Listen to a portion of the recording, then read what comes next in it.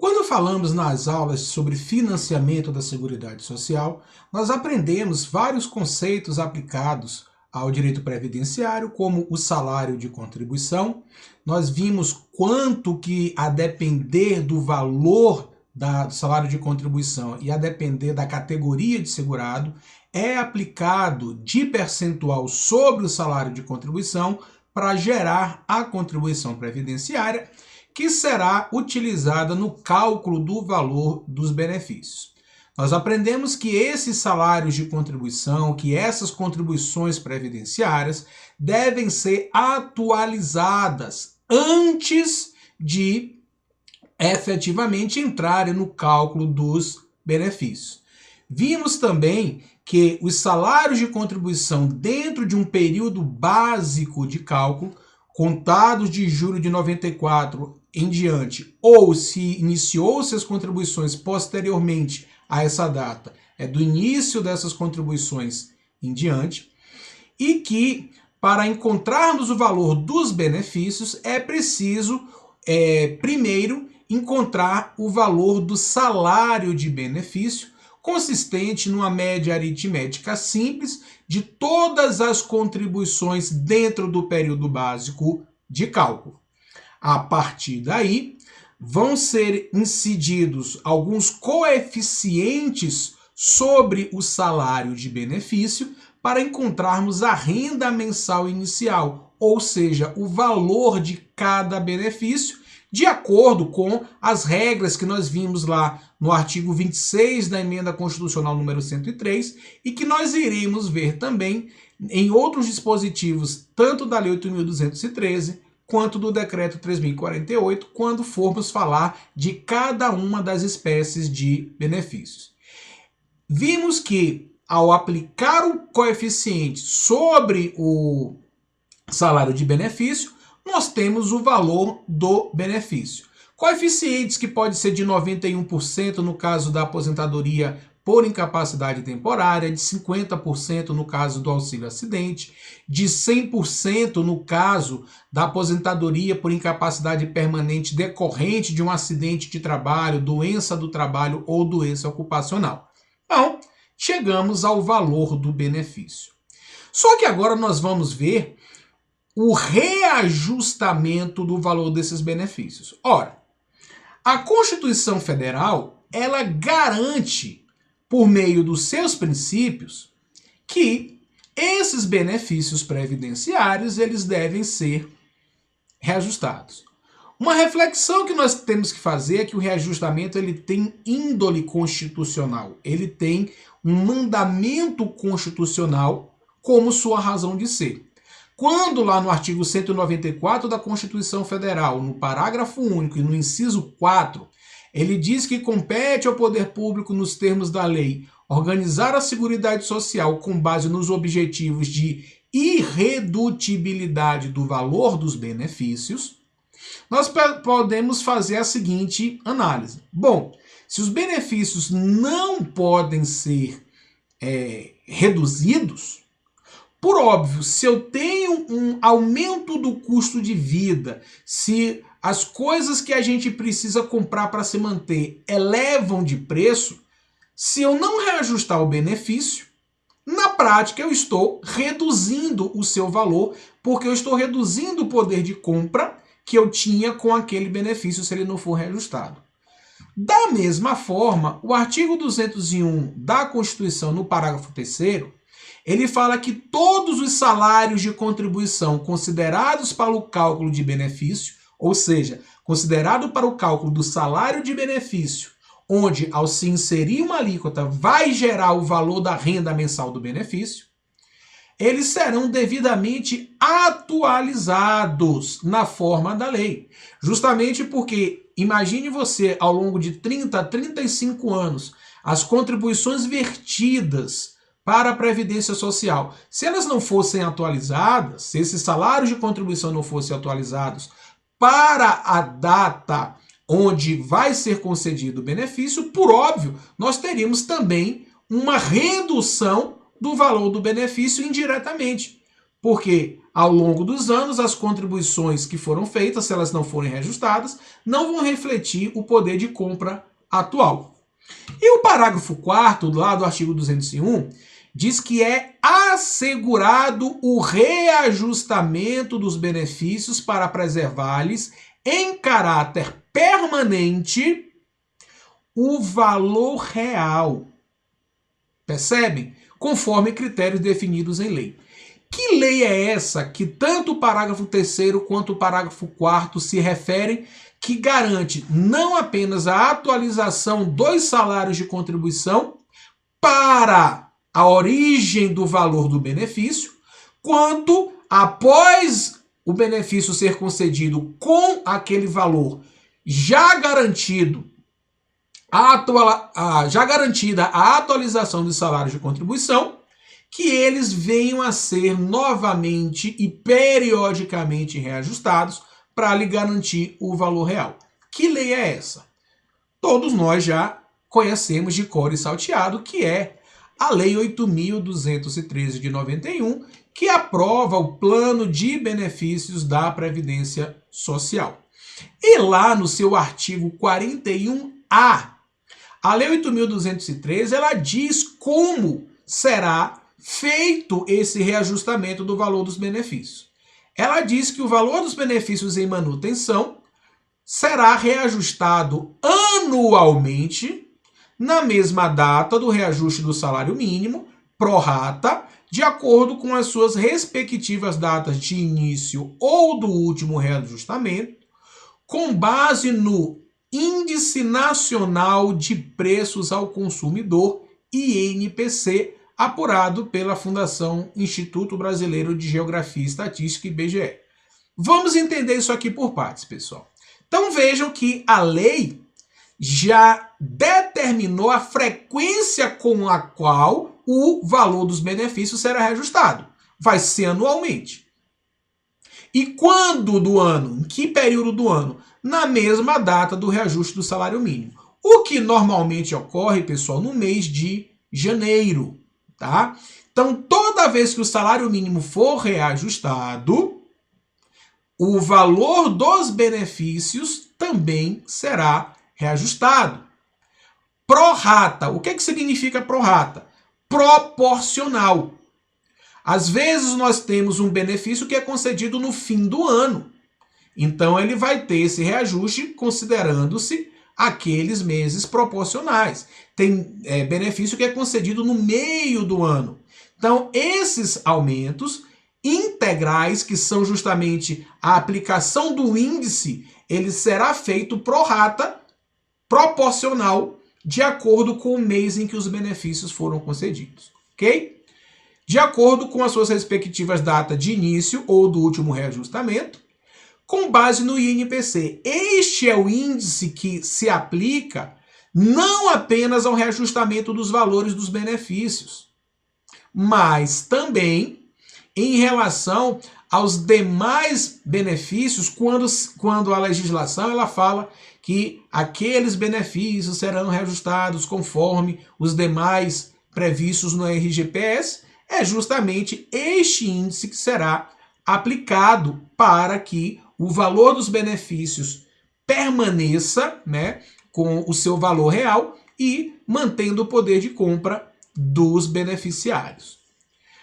Nenhum benefício reajustado poderá exceder o limite máximo do salário de benefício na data do reajustamento, respeitados os direitos adquiridos. Então, como a gente viu, sempre que ele for reajustado, ele não pode ultrapassar o limite máximo do salário de benefício, que é o limite máximo do salário de contribuição, que é o teto do INSS. Os benefícios com renda mensal superior a um salário mínimo serão pagos do 1º ao 5º dia útil do mês subsequente ao da competência. Então, nós temos um benefício, valor de 2 salários mínimos, o beneficiário ele vai receber até o 5º dia útil do mês subsequente. Observada a distribuição proporcional do número de beneficiários por dia de pagamento. Já os benefícios com renda mensal no valor de até um salário mínimo serão pagos no período compreendido entre o 5º dia útil que anteceder o final do mês de sua competência e o 5º dia útil do mês subsequente, observada também aqui a distribuição proporcional de beneficiários por dia de pagamento. Então, se você tem um benefício de um salário mínimo e vai receber esse benefício em novembro de 2022, você vai poder receber 5 dias úteis antes do fim do mês, até o 5º dia útil do mês de dezembro. Agora, se você tem um benefício superior a um salário mínimo, você vai receber o pagamento de novembro até o 5º dia útil do mês de dezembro. Isso é o que está determinado pela Lei 8.213. Para os efeitos do parágrafo 2º e 3º deste artigo, considera-se dia útil aquele de expediente bancário com horário normal de atendimento. Havendo algum feriado, havendo alguma situação onde o expediente bancário não funcione no horário normal, ele não será computado como dia útil. O primeiro pagamento do benefício será efetuado até 45 dias após a data da apresentação pelo segurado da documentação necessária à sua concessão. Prazo esse, pessoal, que nós sabemos muito bem que não vem sendo cumprido. Muitas vezes os benefícios demoram muito tempo para ser analisados e, efetivamente, este prazo da lei não é cumprido, inclusive tendo o próprio Ministério Público, juntamente com a Advocacia Geral da União, feito um acordo para poder dilatar um pouco esse prazo, ampliar o prazo para a concessão desses benefícios. Mas, caindo na prova um quesito, uma questão sobre isso, o prazo para pagamento de benefício é 45 dias após a apresentação da documentação necessária à sua concessão. Para os benefícios que tenham sido majorados devido à elevação do salário mínimo, o referido aumento deverá ser compensado no momento da aplicação do disposto no caput desse artigo, ou seja, na hora de incidir ali o INPC para o reajuste, de acordo com normas a serem baixadas pelo Ministério da Previdência Social. Então, imaginemos que hoje o salário mínimo é de R$ 1.212. E digamos que no ano que vem ele seja majorado para R$ 1.400. Ora, neste caso, obviamente que como ninguém pode receber menos do que um salário mínimo de benefício, esse benefício de 1.212 vai passar para 1.400. Mas digamos que, ao invés de receber 1.212, o valor do benefício fosse R$ 1.220, portanto, acima do salário mínimo.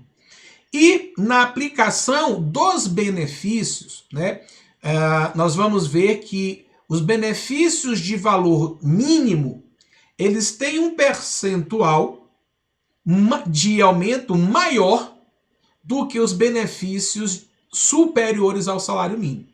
Então, digamos que o reajuste do benefício de valor mínimo fosse de 5%.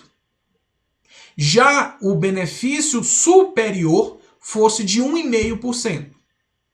Neste caso, o benefício de 1.220, que era superior, teria um reajuste daqui para aqui. Só que como houve o salário mínimo superior, ele subiu daqui para aqui. Então, quando dá a aplicação desses índices, o que a lei está dizendo? Olha, na verdade, ele só está com um salário de 1.400 porque houve o salário do mínimo. Mas a aplicação que deve ser feita é em cima daqueles 1.220, que era o valor de salário dele. Então, a legislação, ela manda que, nestes casos, tem que ser observada, então, a aplicação do índice no valor real daquele benefício. E como que o regulamento da Previdência Social, nosso decreto 3.048, trata o valor do reajustamento dos benefícios? Artigo 40 do decreto 3.048 do nosso RPS. É assegurado o reajustamento dos benefícios para preservar-lhes, em caráter permanente, o valor real da data de sua concessão. Então, replicando aí o que nós já vimos tanto na Constituição Federal quanto na Lei 8.213. Parágrafo 1º. Os valores dos benefícios em manutenção serão reajustados anualmente na mesma data do reajuste do salário mínimo pro rata, de acordo com as respectivas datas de início ou do último reajustamento, com base no INPC apurado pelo IBGE, mesma coisa que nós já vimos na Lei 8.213. Os benefícios com renda mensal superior a um salário mínimo serão pagos do 1º ao 5º dia útil do mês subsequente ao da sua competência, observada a distribuição proporcional do número de beneficiários por dia de pagamento. Nós também já vimos isso na lei. Os benefícios com renda mensal no valor de até um salário mínimo serão pagos no período compreendido entre o 5º dia útil que antecedeu o final do mês de sua competência e o 5º dia útil do mês subsequente, observada a distribuição proporcional dos beneficiários por dia de pagamento. Para efeitos dos parágrafos 2º e 4º, dia útil é aquele com expediente bancário em horário normal de atendimento, nós já vimos também. Para os benefícios que tenham sido majorados devido à elevação do salário mínimo, o referido aumento deverá ser compensado no momento da aplicação do disposto no parágrafo 1º, que é o que nós já vimos também aqui na lei, de acordo com as normas a serem baixadas pelo Ministério da Previdência Social. E aqui, pessoal, o regulamento trata de alguns benefícios que também, em que pese, né, eles não serem hoje, né, muitos deles até já extintos, e que não levavam em consideração o salário de benefício, ele diz que o valor mensal do abono de permanência em serviço, auxílio suplementado, auxílio acidente, será reajustado na forma do disposto no artigo 40, INPC, e não varia de acordo com o salário de contribuição do segurado. Ou seja, não é porque ele possa ter um aumento no salário de contribuição que esses benefícios serão também majorados, tá? Sempre será aplicado o INPC. E no artigo 42,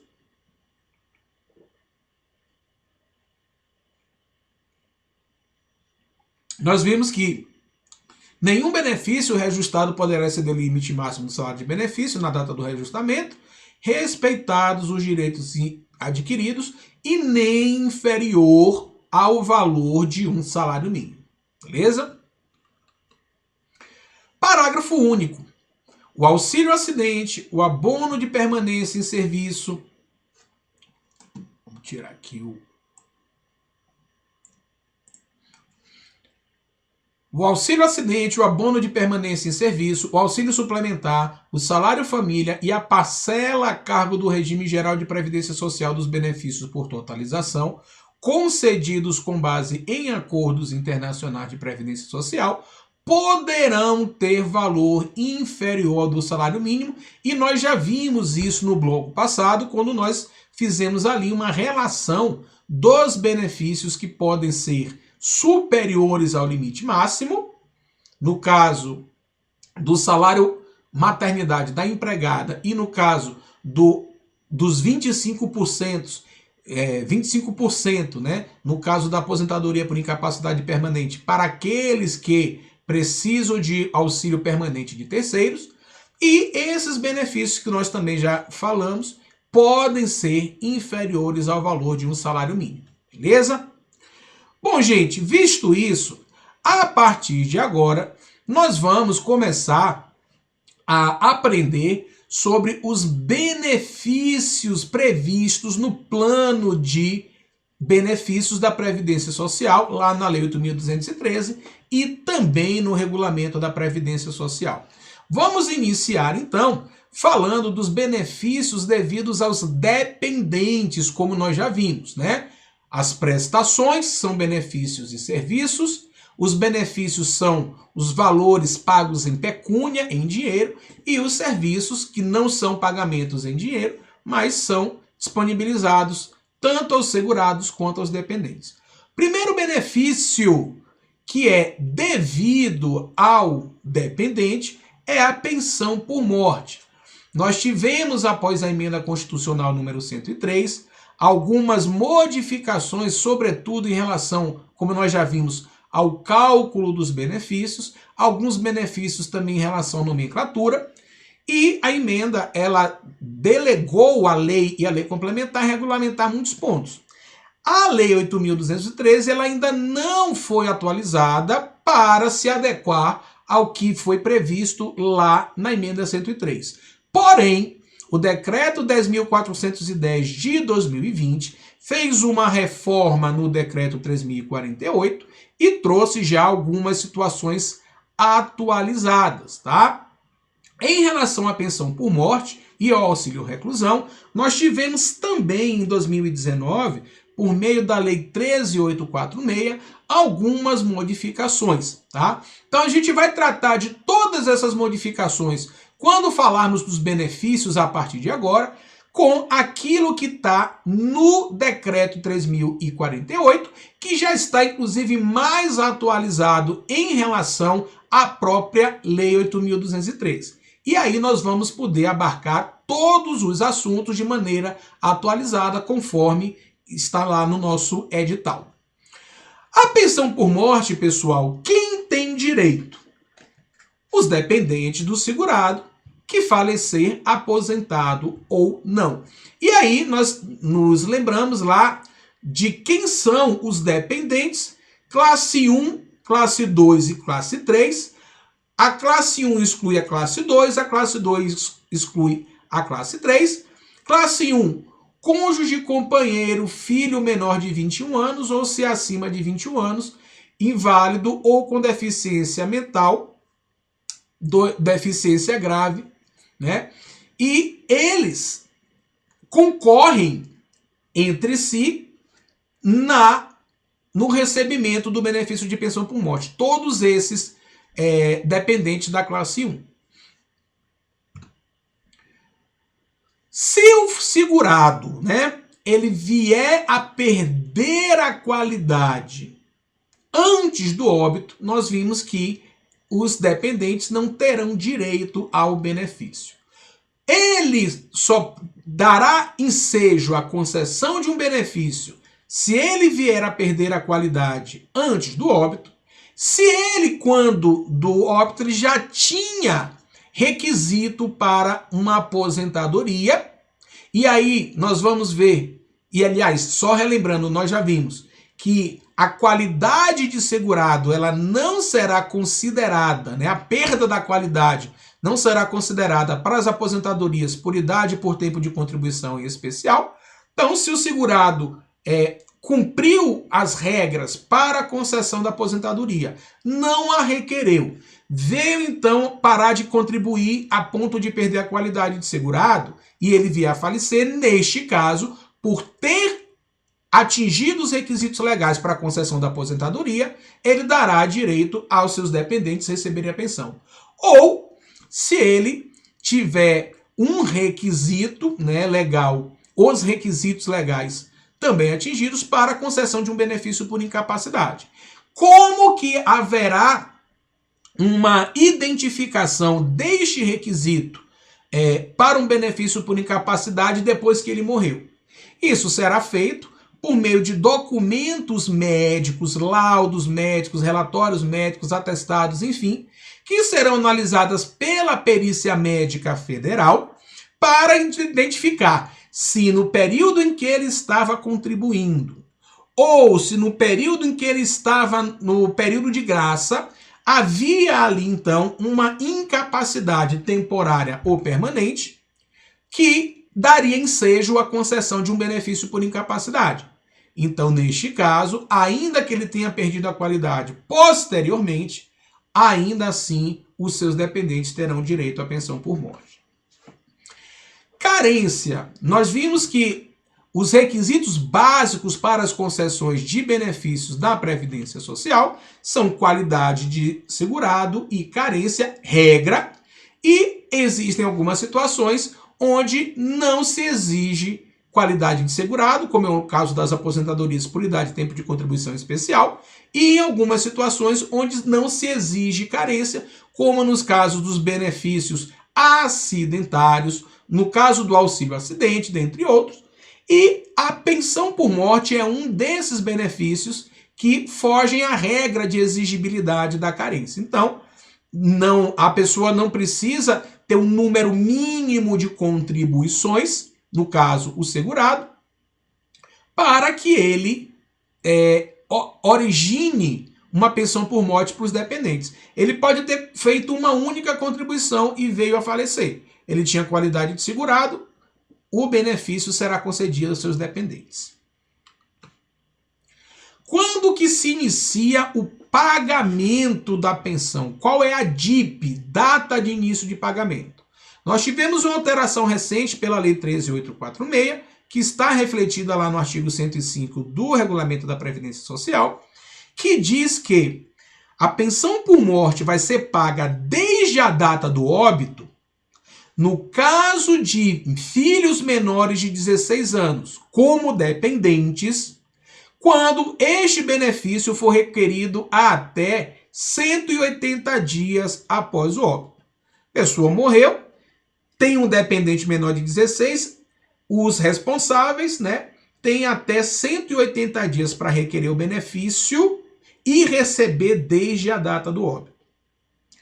Ou quando requerido no prazo de 90 dias para os demais dependentes. Então, tirou o filho menor de 16, o seu representante, ele pode receber desde o óbito, se requerer até 180 dias da data do óbito. Se é um filho maior de 16 e todos os demais dependentes vão receber desde a data do óbito, se requerer dentro de 90 dias. Beleza?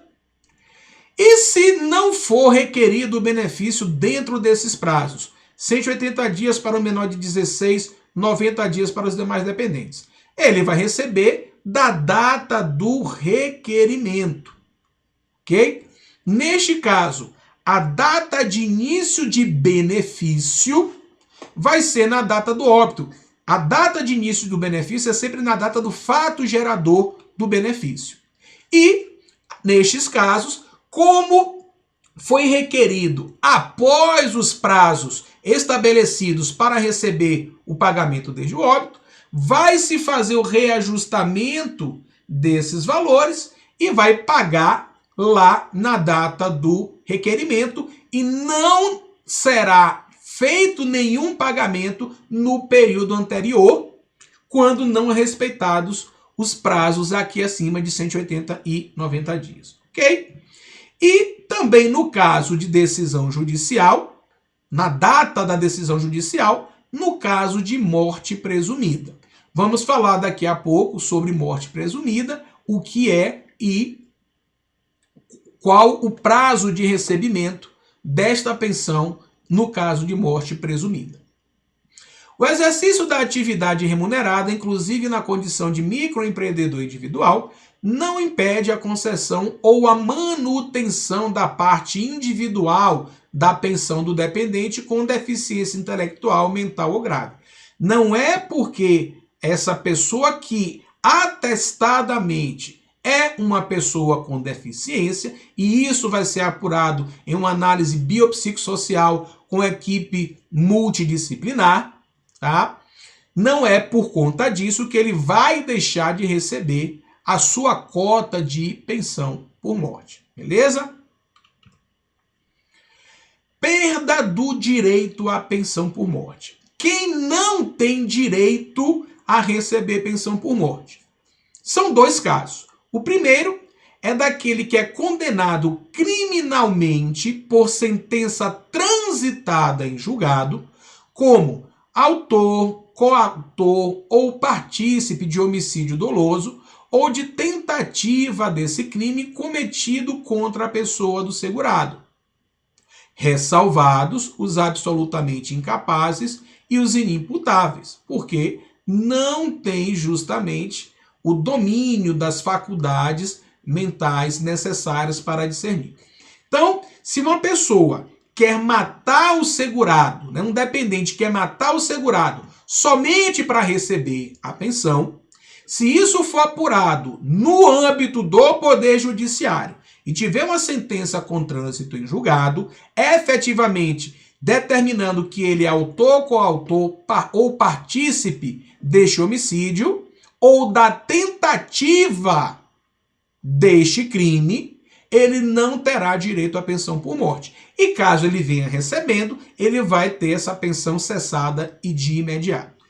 E também perde o direito à pensão por morte o cônjuge ou companheiro ou companheira, se for comprovado a qualquer tempo, ou seja, não tem aí um prazo decadencial, a qualquer momento isso pode ser apurado, simulação ou fraude no casamento ou na união estável, ou a formalização desses com o fim exclusivo de constituir benefício previdenciário, apurada também em processo judicial, assegurados os direitos ao contraditório e ampla defesa.